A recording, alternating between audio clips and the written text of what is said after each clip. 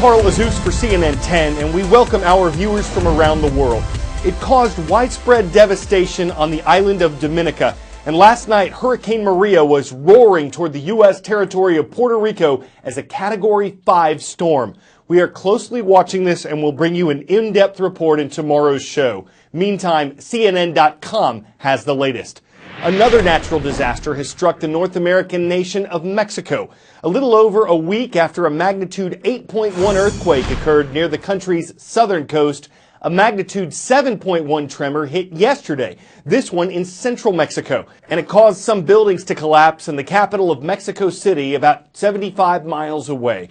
Initial reports indicated that dozens of people were killed nationwide, but we don't know yet how many. Information was pouring in as we produced this show.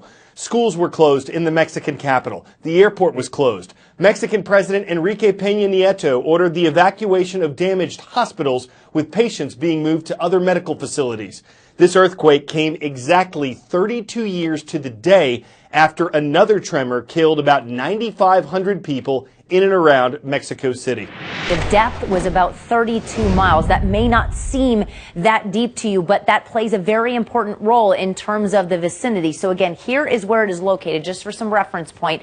Not quite, a little bit further to the north and west from where that 8.1 earthquake happened about a week ago. Here is a look at the population. About 28 million people felt some type of weak shaking. 20 million felt some type of moderate shaking, and you have about 9 million people that experienced some type of strong shaking. We talked about the depth, okay, 32 miles, which is about 51 kilometers, okay, up to 70 kilometers. It's still considered a shallow earthquake. So even though that may not seem like it would be at 32 miles, it is. In this grand scheme of earthquakes, that is still considered a shallow earthquake. That's important because shallow earthquakes often cause the most damage compared to the ones that are deeper, regardless of the strength. But this also was a relatively strong earthquake. When we talk about fatalities, it's estimated to be in this orange range, which could be anywhere from 100 up to 1,000. All of this information, by the way, coming from the U.S. Geological Survey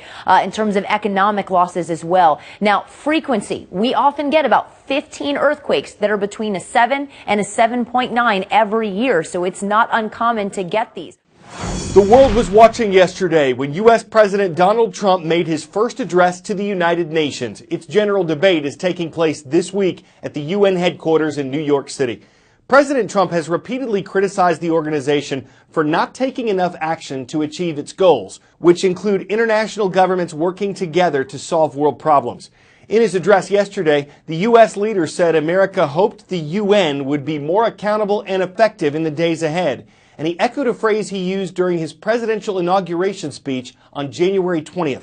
I will always put America first, just like you, as the leaders of your countries, will always and should always put your countries first. The United States will forever be a great friend to the world, and especially to its allies. But we can no longer be taken advantage of or enter into a one-sided deal where the United States gets nothing in return.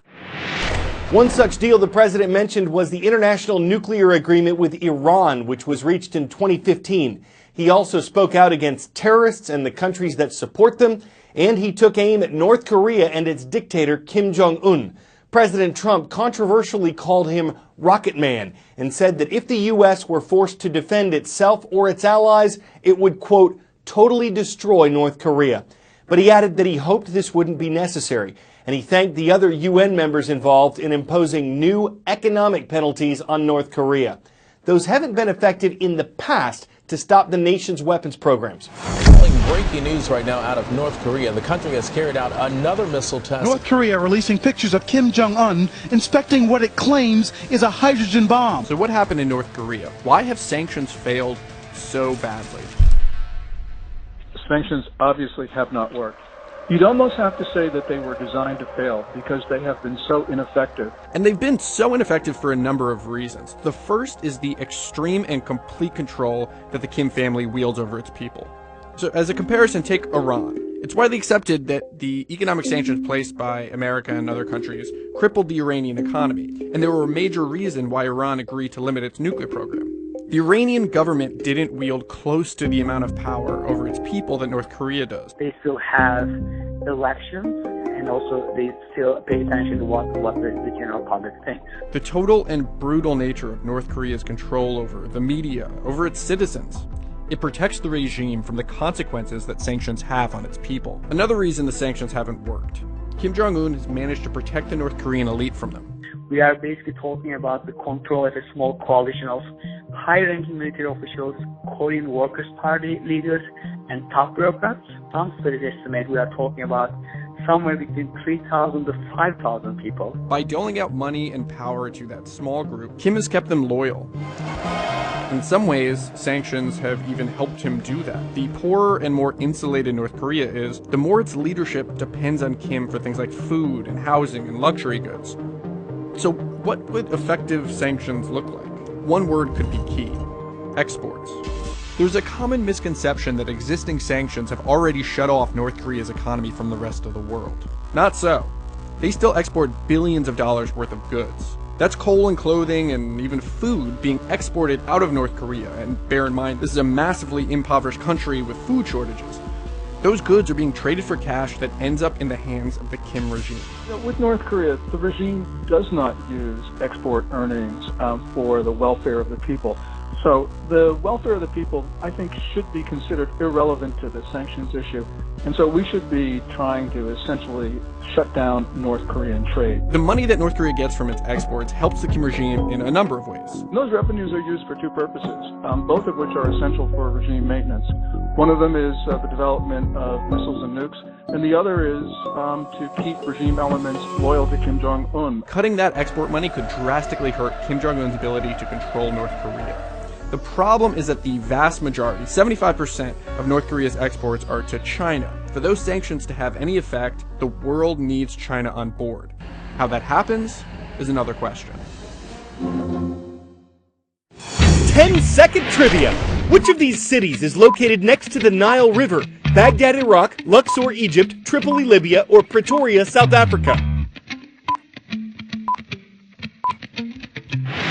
The ancient city of Luxor is on the banks of the Nile in southern Egypt.